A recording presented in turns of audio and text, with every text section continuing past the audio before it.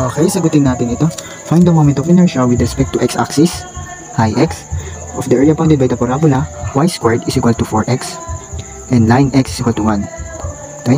Ang graph nito is 0, 0 ang origin ang vertex niya, and rightward. Kasi positive ang lahat, rectum niya. Okay, graph natin. X is equal to 1.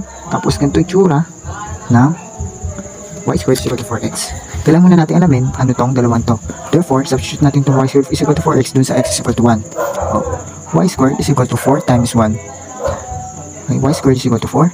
Square root natin, y is equal to positive negative 2. So, ito is 1, negative 2.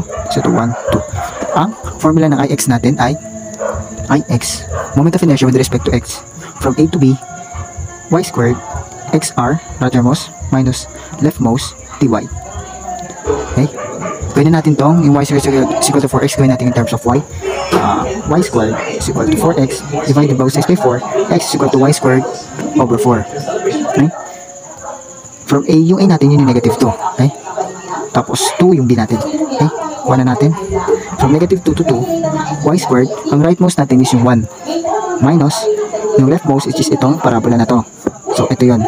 Y squared over 4 dy. Okay, integral ng